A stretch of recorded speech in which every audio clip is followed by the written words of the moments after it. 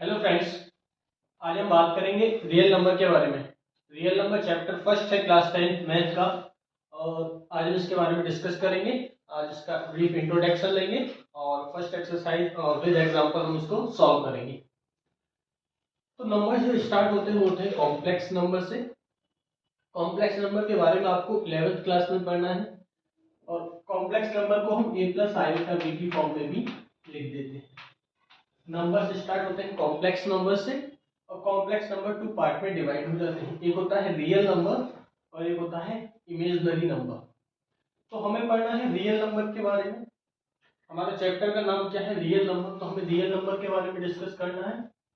और real number two type में divide हो जाते हैं। एक होता है रेशनल नंबर और एक होता है इरेशनल नंबर। और रियल नंबर क्या होते हैं? All numbers are real number.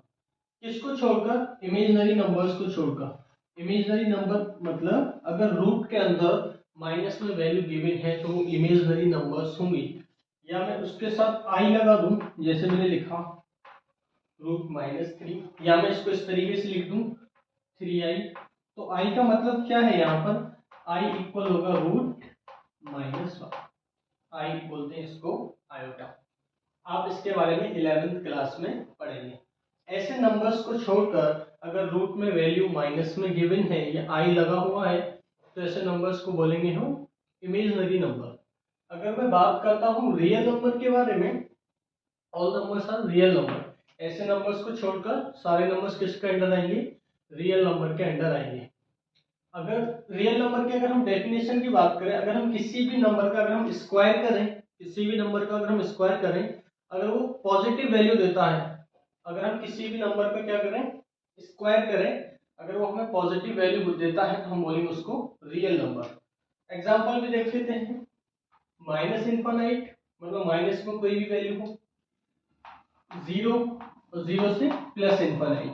और ये किस फॉर्म में भी हो सकते हैं? पीवाईक्यू की फॉर्म में भी हो सकते हैं, मतलब फ्रैक्शन की फॉर्म में भी हो सकते हैं। ठीक है जी।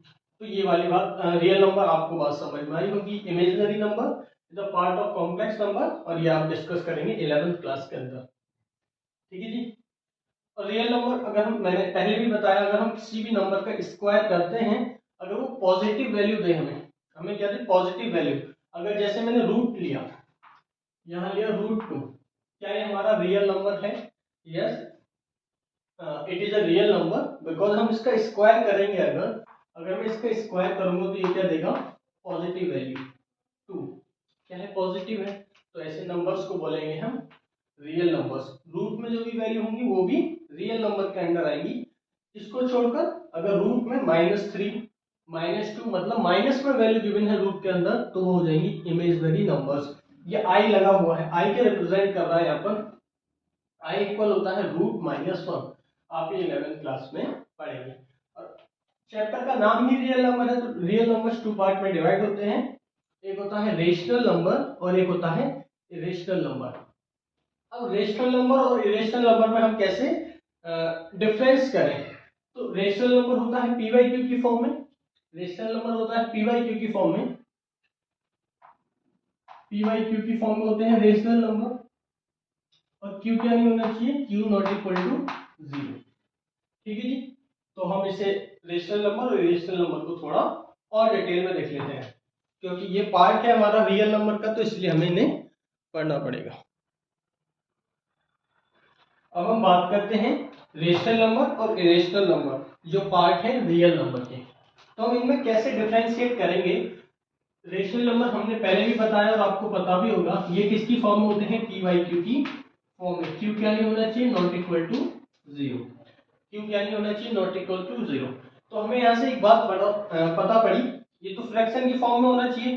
क्या हमारा 1, क्या हमारा 2, क्या हमारा 3, क्या हमारा 4, क्या ये रेशनल नंबर होंगे?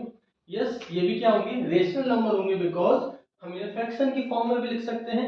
अगर कहीं पर 1 लिखा हुआ है और आपसे पूछ रहा है क्या ये रेशनल नंबर है? यस, ये क्या है? रेशनल नंबर, क्योंकि मैं इसके नीचे 1 भी लिख सकता हूँ। अगर कहीं 2 लिखा हुआ है और आपसे पूछ रहा है क्या ये रेशनल नंबर है, तो हम बोल देंगे यस, ये क्या है? रेशनल नंबर, क्योंकि मैं इसके डिनोमिनेटर में क्या लिख सकता हूँ? 1 लिख सकता हूँ। तो ये भी नंबर्स क्या होंगे? रेशनल नंबर होंगे। तो इसमें पॉजिटिव वैल्यू के साथ साथ नेगेटिव वैल्यू भी आ सकती है, पॉजिटिव वैल्यू के साथ नेगेटिव वैल्यू भी आ सकती है। जैसे अगर मैं बात करूं क्या -2 -3 क्या -2 1 0 1 2 3 इस तरीके से क्या ये हमारे क्या होंगे रेशनल नंबर होंगे। यस, ये भी क्या होंगे रेशनल नंबर होंगे, क्योंकि हम इनके डिनोमिनेटर में 1 लिख सकते हैं। हम तो किसी के डिनोमिनेटर में 1 लिख सकते हैं, कोई फर्क ही नहीं पड़ने वाला ना।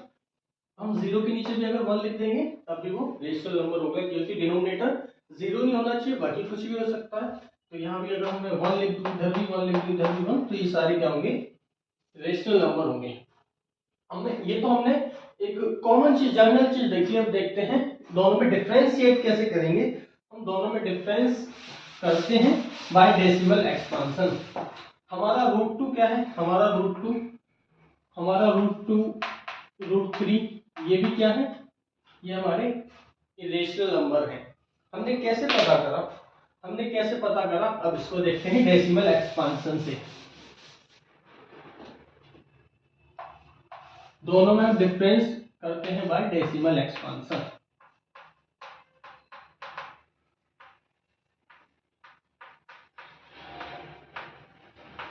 तो इसको हम एक एग्जांपल से देखते हैं।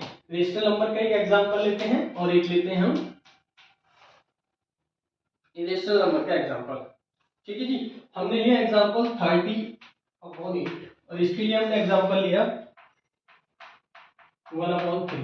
पहले मैं आपसे पूछता हूं क्या 30/8 और 1/3 क्या रेशनल नंबर है? तो आप बोल देंगे हाँ यस, ये क्या होंगे रेशनल नंबर। बट ये रेशनल नंबर है और वो रेशनल नंबर नहीं है। हम ऐसा क्यों कह पा रहे हैं? हम बाय डेसिमल एक्सपांशन की वजह से कह पा रहे हैं। कहने का मतलब ये है, अगर मैं 30 में 8 से डिवाइड दूंगा, अगर मैं 30 में 8 से डिवाइड दूंगा तो इसका ये आएगा कुछ 3.75, इतना आएगा कुछ। हमें इससे क्या पता, ये कुछ डिजिट के बाद मतलब कुछ डिजिट के बाद ये क्या हो गया टर्मिनेट हो गया। अगर मैं इसकी बात करूं 1/3 में जब 1 में 3 से डिवाइड देंगे तो इसकी वैल्यू आएगी 0.333 और ये क्या नहीं होगी, रुकेगी नहीं। ये होगा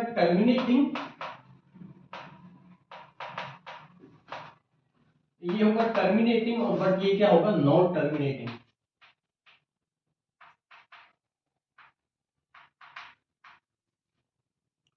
अब कहने का मतलब ये हुआ, अगर डिवाइड देने के बाद अगर हमारा डेसिमल के कोई डिजिट के बाद रुक जाता है, मतलब टर्मिनेट हो जाता है, तो ऐसे नंबर्स को बोलेंगे हम रेशनल नंबर। अगर वो टर्मिनेट नहीं होता है, वो चलता जाता है, रिपीट भी होता जाता है, तो ऐसे नंबर्स को बोलेंगे हम रेशनल नंबर।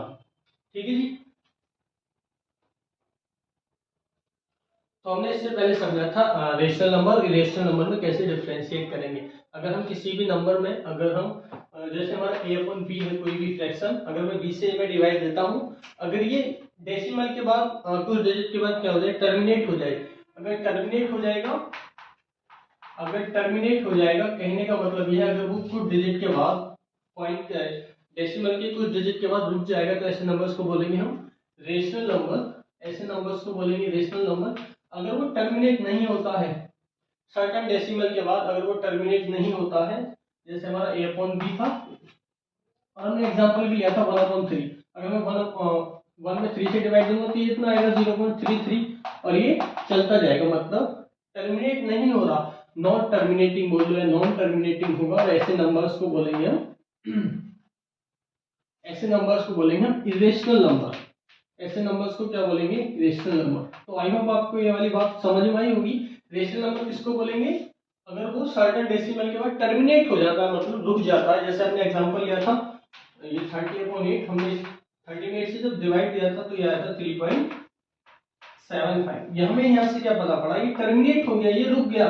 तो ऐसे नंबर्स को बोलेंगे हम रेशनल नंबर और ऐसे नंबर्स को बोलेंगे हम इरेशनल नंबर। जो टर्मिनेट नहीं होते हैं वो होते हैं इरेशनल नंबर, और जो टर्मिनेट हो जाते हैं ऐसे नंबर्स को बोलते हैं हम रेशनल नंबर। ठीक है जी, अब बात करते हैं यूक्लिड डिवीजन लेमा के बारे में। Euclid division lemma, Euclid division algorithm same things हैं। तो यूक्लिड डिवीजन लेमा के बारे में बात करते हैं पहले। Euclid division lemma Euclid division lemma क्या होगा, a equal b q plus r, और रिमाइंडर की क्या दे रखी थी पॉसिबिलिटी, रिमाइंडर क्या होगा, या तो डिवाइजर से छोटा होगा, या जीरो के इक्वल होगा, या जीरो से बड़ा होगा। अब हम इसको समझने के लिए एक एग्जांपल लेते हैं। हमने कोई एग्जांपल लिया 7/2, हमने कोई एग्जांपल लिया 7/2 यूक्लिड डिवीजन लेमा को समझने के लिए। एल्गोरिथम की हम बाद में बात करेंगे। अगर मैं 7 में 2 से डिवाइड देता हूं तो इस तरीके से डिवाइड देते हैं ना हम, 7 इधर या 2 इधर, इस तरीके से डिवाइड देते हैं तो 2 3 जा 6 होगा ना, 2 3 जा 6, तो हमारा रिमाइंडर आ जाएगा 1। अब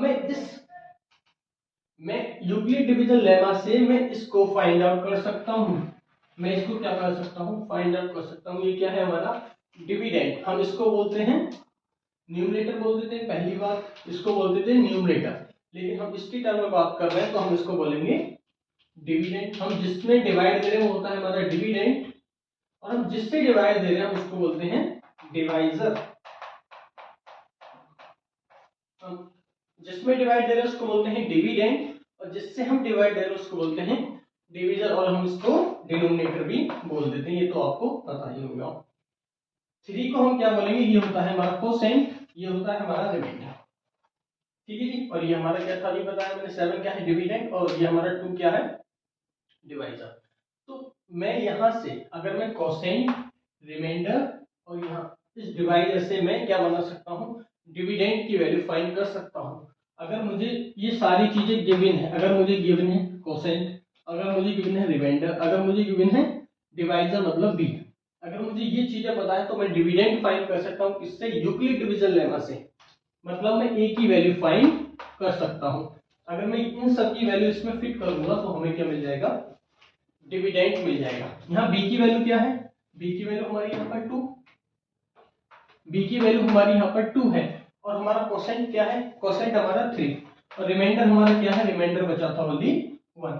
तो मैं इससे क्या निकाल लिया हमने 7, और यही हमारा क्या था डिविडेंड। तो हम यूक्लिड डिवीजन लेमा का यूज करते हैं, क्या फाइंड कर सकते हैं, डिविडेंड को फाइंड कर सकते हैं, या हम ऐसे बोल सकते हैं ये बी क्या है हमारा डिवाइजर, और क्यू हमारा कोसेंट, और आर क्या है रिमाइंडर। यूक्लिड डिवीजन लेमा इन तीनों में क्या करता है, एक रिलेशन बनाता है, बस इसी को यूक्लिड डिवीजन लेमा बोलते हैं। तो हमने इससे पहले देखा था यूक्लिड डिवीजन लेमा के बारे में। अभी हम समझने की कोशिश करते हैं यूक्लिड डिवीजन एल्गोरिथम। मैंने आपको पहले ही बताया यूक्लिड डिवीजन लेमा और Euclid division algorithm same things है।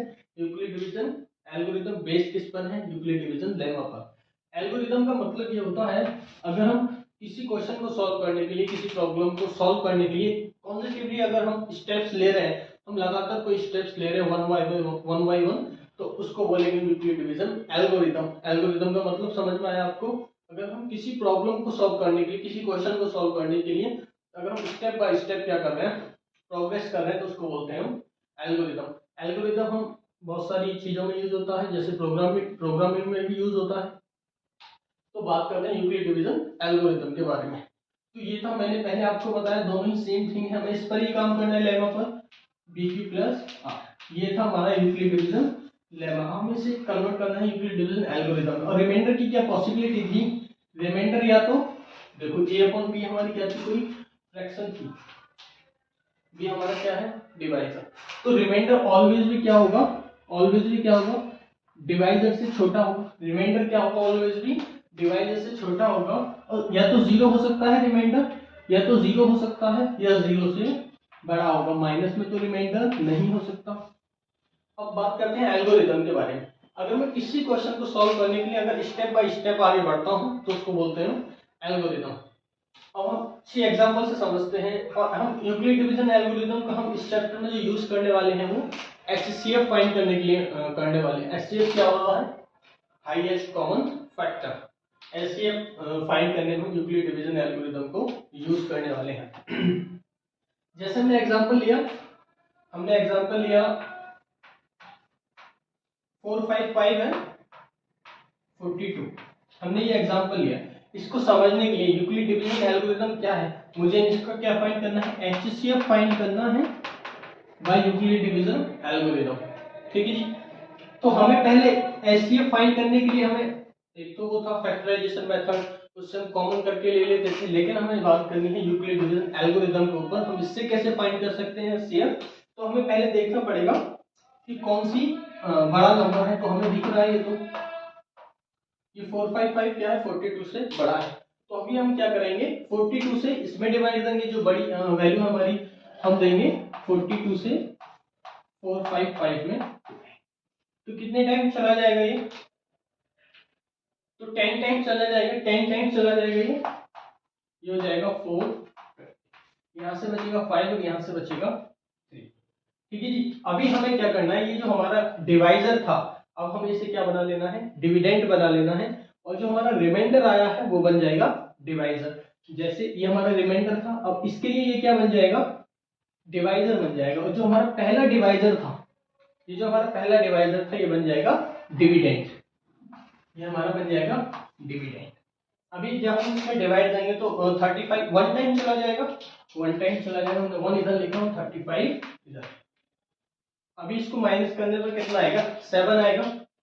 सेम प्रोसेस करना है, ये रिमाइंडर क्या बन जाएगा, फिर से डिवाइजर बन जाएगा।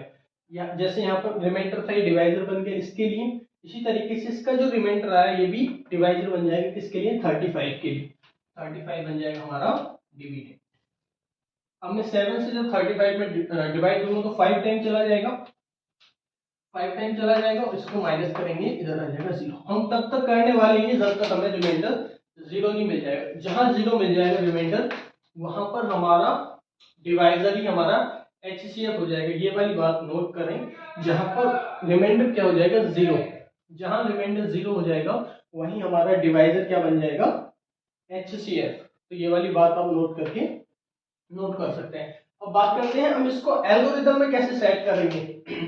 देखो पहला वाला जो स्टेप था, हमें इसमें फिट करना है इसको इक्वल BQ प्लस R में। ए की वैल्यू यहाँ पर क्या है, 455, यहाँ पर ए की वैल्यू क्या है, 455। तो ए की वैल्यू फिट करते हैं। स्टेप फर्स्ट की बात करते हैं। एल्गोरिदम का मतलब यही है ना, स्टेप टू स्टेप चलना। स्टेप 1 में हमने क्या लिया, 45 हमारा क्या था, डिविडेंड था। 45 हमारा डिविडेंड इक्वल, अब बी क्या है हमारा, बी क्या है, डिवाइजर, डिवाइजर 42 मल्टीप्लाई, और हमारा कोसेंट क्या है 10, तो Q मल्टीप्लाई 10, और रिमाइंडर कितना था हमारा, रिमाइंडर था हमारा 35। ये हमारा हो गया पहला स्टेप। अब सेकंड स्टेप की बात करते हैं। फिर वही काम करना है, ए की वैल्यू इधर क्या ली हमने 42, ये वाली वैल्यू इसके लिए क्या बन गई, डिविडेंड बन गई, तो 42 इधर आ जाएगा, और क्या होगा, ये हमारा रिमाइंडर था, ये बन इसके लिए डिवाइजर, तो 35 मल्टीप्लाई कोसेंट 1, और रिमाइंडर हमारा इसके लिए क्या बचा था 7। हम क्या कर रहे हैं, बाकी यहाँ से हमने वैल्यू फाइंड करी, इसके लिए हमने वैल्यू फाइंड करी। हमारे सबसे पहले ये हमारे लिए क्या बना, बी बना, ये हमारे लिए ए था, ये हमारे लिए क्यू बना, और ये हमारे लिए पहले रिमाइंडर बना। और फिर इस वाली डिवाइड की तरफ जब आए तो ये हमारा क्या बन गया, बी बन गया, फिर से ये हमारा ए बन गया, ये हमारा क्या बन गया, ये हमारा क्यू बन गया, और यहाँ से ये आर बन गया। इस वाली डिवाइड के लिए, इसके लिए बात करेंगे तो फिर से ये क्या बन जाएगा, डिवाइजर बन जाएगा, मतलब बी बन जाएगा, ये हमारा ए बन जाएगा, ये हमारा क्यू बन जाएगा, और ये हमारा रिमाइंडर होगा। जहां रिमाइंडर 0 आ जाएगा वहीं हमारी वैल्यू मिल जाएगी। तो अभी बात करते हैं स्टेप 3 की तरफ। ए की वैल्यू क्या है, ए की वैल्यू क्या है इस वाले में, ए की वैल्यू क्या है 35, ए की वैल्यू हमारी 35। बी की वैल्यू क्या है, बी की वैल्यू क्या है 7 मल्टीप्लाई, और कोसेंट क्या है हमारा 5, की वैल्यू है 5, और रिमाइंडर क्या है हमारा 0। जहां हमारा रिमाइंडर 0 हो जाएगा वहीं बी की वैल्यू हमारा क्या आ जाएगी, वो HCF होगी। बी की वैल्यू हमारी क्या होगी, HCF होगी। तो HCF इसका क्या आ जाएगा, HCF होगा बी, लास्ट वाले ये जो हमने बनाया है, इसके लिए 7 हमारा क्या हो जाएगा, HCF हो जाएगा। किसका HCF होगा, इन दोनों नंबर्स का, इन दोनों नंबर्स का HCF क्या होगा। तो ये वाली बात आपको समझ में आई। जहां रिमाइंडर क्या हो जाएगा, 0 हो जाएगा, उसी का डिवाइजर हमारा HCF हो जाएगा, उन नंबर्स का, इन नंबर्स का, इन दोनों नंबर्स के ऊपर हमने बात की थी।